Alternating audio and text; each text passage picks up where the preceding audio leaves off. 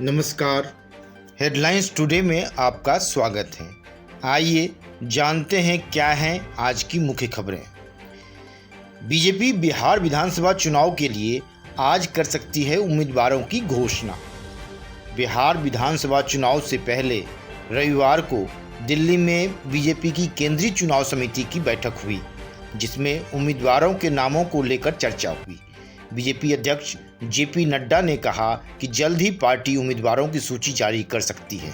वहीं सूत्रों के हवाले से पता चला है कि बीजेपी आज ही प्रत्याशियों की पहली सूची जारी कर सकती है।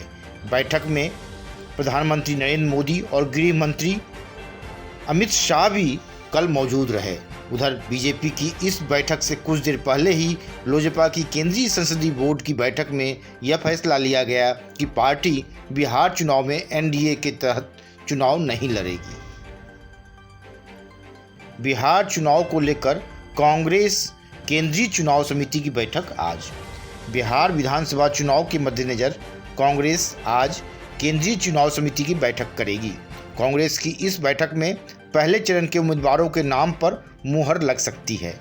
यह बैठक शाम 4 बजे पार्टी अध्यक्ष सोनिया गांधी के आवास पर होगी। बता दें, कांग्रेस बिहार में महागठबंधन के साथ है। महागठबंधन ने शनिवार को ही सीट बंटवारे का ऐलान किया है। महागठबंधन की ओर से मुख्यमंत्री पद के लिए तेजस्वी यादव उम्मीदवार होंगे। सीट के बंटवारे में कांग्रेस को 70 सीटें दी गई हैं, जो 2015 के विधानसभा चुनाव में उसे मिली सीटों से करीब दोगुनी है। सीटों के बंटवारे के फार्मूले के तहत कांग्रेस वाल्मीकि नगर लोकसभा सीट के लिए होने वाले उपचुनाव में उम्मीदवार खड़ा करेगी, जहां 7 नवंबर को चुनाव होना है। बीजेपी में शामिल हुई नेशनल शूटर श्रेयसी सिंह। पूर्व केंद्रीय मंत्री दिग्विजय सिंह की बेटी श्रेयसी सिंह बीजेपी में शामिल हो गई हैं। श्रेयसी नेशनल शूटर हैं। पिता के निधन के बाद उनकी मां पुतुल सिंह भी सांसद रही हैं।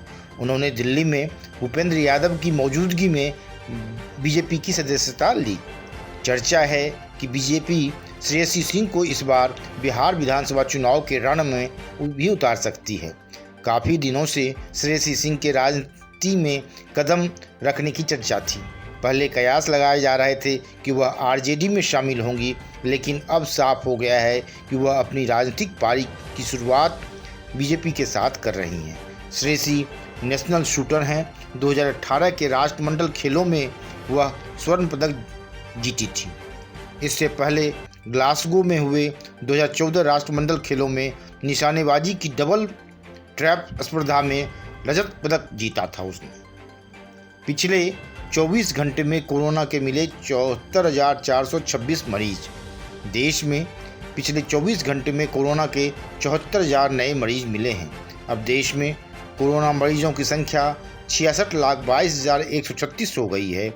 वहीं 55,83,414 लोग ठीक भी हो चुके हैं। अब तक 1,02,714 मरीजों की मौत हो चुकी है। पिछले 24 घंटे के अंदर 74,426 नए केस सामने आए हैं। 76,674 लोगों को डिस्चार्ज भी किया गया है और 902 मरीजों ने दम तोड़ दिया है। महाराष्ट्र में कोरोना मरीजों की संख्या 14,43,409 हो गई है। इनमें 11,49,603 लोग ठीक हो चुके हैं, जबकि 2,55,281 मरीजों का अभी इलाज चल रहा है। संक्रमण की चपेट में आने से 38,084 मरीजों की मौत हो चुकी है। महाराष्ट्र में सबसे ज़्यादा संख्या है ये किसी भी राज्य का। बिहार में पूर्व राजद नेता शक्ति सिंह की गोली मारकर हत्या। राजद के SC/ST प्रकोष्ठ के पूर्व प्रदेश सचिव शक्ति मलिक की रविवार सुबह 3 नकाबपोश बदमाशों ने गोली मारकर हत्या कर दी। वे पूर्णिया के मुर्गी फार्म रोड स्थित अपने आवास पर थे। बदमाश पीछे की दीवार फांदकर घर में घुसे और ताबड़तोड़ 3 गोलियां दाग दी। विरोध करने पर पत्नी के साथ भी मारपीट की। राजद नेता ने तेजस्वी यादव पर टिकट के लिए 50 लाख रुपए मांगने का आरोप लगाया था। परिजन शक्ति की हत्या के पीछे सियासत बता रहे हैं। शक्ति अररिया जिले के रानीगंज सुरक्षित सीट से राजद से टिकट के प्रबल दावेदार थे। शक्ति की पत्नी खुशबू और अन्य परिजन ने राजद नेता तेजस्वी यादव, तेज प्रताप यादव, कालू पासवान, अनिल साधु और सुनीता देवी पर हत्या करवाने का आरोप लगाया है। आज रॉयल चैलेंजर्स बेंगलुरु और दिल्ली कैपिटल्स होंगे आमने सामने। आईपीएल में आज रॉयल चैलेंजर बेंगलुरु और दिल्ली कैपिटल्स के बीच मुकाबला होगा। मैच शाम को खेला जाएगा। कल खेले गए आईपीएल के दूसरे डबल हेडर में कई कीर्तिमान बने।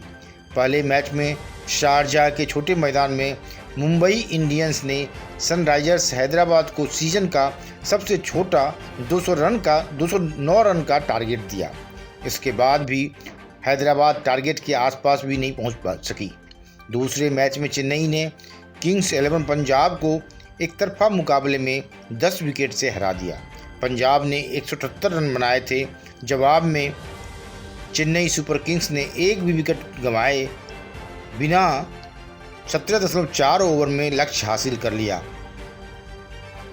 डुप्लेसी ने नाबाद 87 और सेन वाटसन ने नाबाद 83 रनों की पारी खेली। चेन्नई के कैप्टन एमएस धोनी आईपीएल में 100 कैच पकड़ने वाले दूसरे विकेट बन गए हैं। धोनी से आगे सिर्फ कोलकाता के दिनेश कार्तिक हैं जिन्होंने 103 कैच पकड़े हैं। आप इसी तरह हेडलाइंस के लिए हमारे साथ जुड़े रहें। धन्यवाद। Bureau report, one day matters.